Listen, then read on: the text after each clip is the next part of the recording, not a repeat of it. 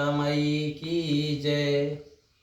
माँ कामरूप का मच्छा साधक 10 महाविद्या कामाख्या पुत्र हिमालय बाबा। मैं सदा कामाख्या पुत्र लिखता हूँ कि माँ के चरणों में अपने जीवन अर्पण कर दिया हूँ, समाज के लिए, कार्य के लिए, और नारी ईश्वर का द्वार जो सेवा संस्था बनी है नारियों के लिए। तो आज आपको तंत्र जो मैं बताने वाला हूँ और नारियों के बाबत में है। नारी कहाँ तक पहुँची और नारी कितनी साधक थी और नारियों से तंत्र की उत्पत्ति हुई। तो नारी कहते हैं देश की शक्ति नारी ही, वेद माता नारी है। कौन है? वेद माता नारी है, देव माता नारी है।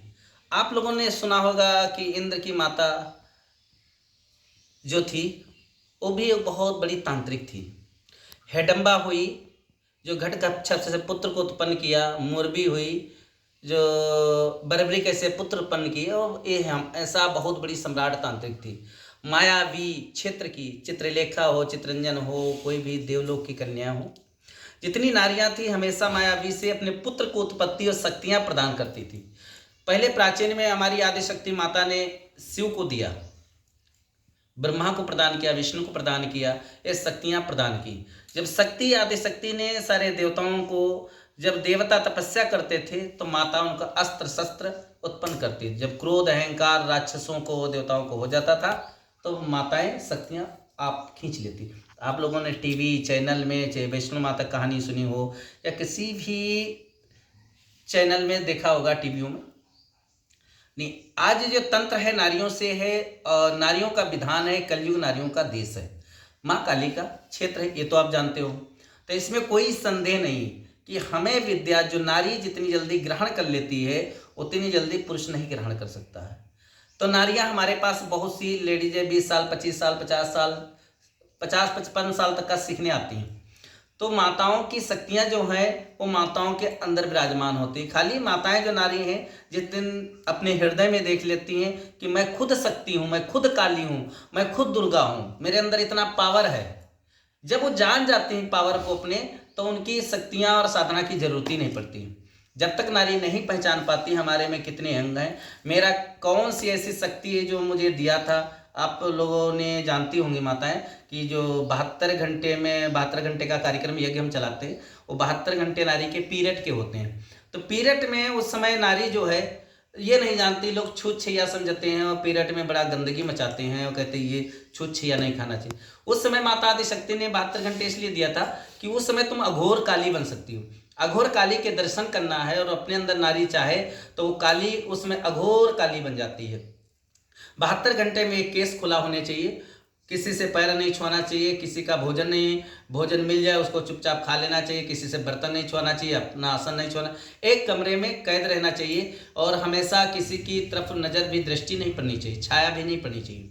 वो नारी जब ध्यान में बैठती तो उसके अंदर हजारों शक्तियाँ, महाघोर, डाकनी, साकनी, 64 योगनी, जितनी नारियों की शक्तियाँ हैं सब उत्पन्न हो जाती, वो काली का रूप होती। उस समय जिसको वरदान दे दे नारी तो पक्का है। तो नारी शक्ति, तो हम आप लोगों के नारियों के बारे में बताएं। नारी की अगर साधना करना चाहती तो खूब सीखे। इसमें नारियों के लिए तो दोस्त नहीं, नारियां अगर सीख लें 10 महाविद्याओं का रूप धारण, तो हम सदा तारापीठ में सिखाते हैं। उचित दाम खर्चा आपका लगेगा, रहने खाने की वहाँ व्यवस्था की गई है और हवन भी कराया जाता है, पूजन भी कराया जाता है, अभिषेक भी किया जाता है। तो ये दीक्षा संस्कार अभी अगस्त से चालू होंगे, 10 अगस्त से चालू होगा, अगस्त और सितंबर तक का, और अक्टूबर तो फिर लग जाएगा उधर। नहीं, सितंबर और अगस्त हम 2 महीना तारापीठ रहते हैं बंगाल में। वहाँ अच्छी जगह है बंगाल में, आज भी बंगाल हमारा तंत्र के लिए बहुत अच्छा प्रदेश है। आज उस प्रदेश में तंत्र में कोई भी समस्याएं नहीं आती हैं, लोग अपना मसान में हवन पूजा पाठ करते रहते। अन्य प्रदेशों में बहुत सी समस्याएं हैं, तंत्र साधना करना, मसान जाना, लोगों को विरोध उत्पन्न होता है। एक बंगाल क्षेत्र ऐसा आज भी बचा हुआ है हमारे भारत में जो वहाँ आप साधना कर सकते हो, निडर होकर कर सकते हो और भगवती के दर्शन भी होते हैं। तो इसी प्रकार कोई नारी पुरुष रहे वहाँ सुरक्षित रहता है, वहाँ कोई तंत्र मंत्र का ढोंग ज़्यादा नहीं होता तारापीठ में। तो आप लोग आए, तारापीठ जुड़ें और कार्यक्रम जो हमारा आपका मोबाइल नंबर यूट्यूब पर, फेसबुक पर सब देखें। और जिन लोगों को कुछ भी कार्य कराने हैं, कोई भी समस्याएं हैं, आजकल चालू हो गई हैं, लोग शत्रु लगा दिए, चेकिंग पैकिंग ये करते हैं। आप तंत्र की साधना करो, हमेशा सदा विजय प्राप्त रहेगी, शत्रु सदा नीचे तुम्हारे झुक के रहेगा। तो नारी शक्ति, देश की शक्ति। तो नारी अगर सीखना चाहती तो नारियों के लिए अभियान बहुत बढ़िया है और नारियां सीखें। ये नारियों के लिए वीडियो विशेष, इसमें पुरुष भी सीखते हैं। नारी लोग घबरा जाती हैं कि हम कैसे साधना करें, क्या ना करें। बहुत सी नारियां पीड़ित रहती हैं, लोगों को डर है, भय।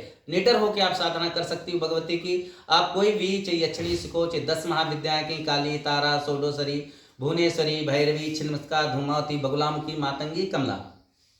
ताल बैताल की भी साधना कर सकती हो, काली की भी साधना कर सकती हो, शमशान की भी साधना कर सकती हो, त्रिजटा की भी साधना कर सकती हो, वीर बैताल की भी साधना कर सकती। किसी की साधना नारी कर सकती है कि नारी आदि शक्ति स्वयं है, वो अपनी सुरक्षा के लिए रख सकती है, उसका अधिकार है। आप साधना उनको प्रसन्न करके और अपने पास रखो, जब जरूरत पड़े तो उनको प्रयोग करो। इसलिए विद्याएं आप ग्रहण जरूर करें, सीखें और आएँ। भारत में अभियान चल रहा है, हम हर प्रदेश स्टेट में एक एक स्कूल खुलेगा जहाँ पे नारी और पुरुष दोनों साधना करें। ये सनातन धर्म के लिए बड़ी गर्व की बात है और सब लोग जुड़ जाएंगे। हमारे में कोई जात पात का कोई भेद नहीं है, कोई भी कास्ट का हो, कोई भी जात का है। हमारे यहाँ काफ़ी मुस्लिम भी सीखते हैं, ऐसा नहीं, जो हमारे यहाँ कोई भेदभाव नहीं। इस सनातन धर्म के लिए जो कार्य करते हैं उनके लिए खुला है दरवाज़ा, उचित दाम खर्चा लिया जाता है। आप जानते हो होटल में रहते हैं, खाना पीना, घूमने जाते हैं, 20-25 हज़ार रुपया खर्च हो जाता है। इसलिए मात्र वहाँ खाना पीना, रहने और हवन की सामग्री सब व्यवस्था दी जाती है।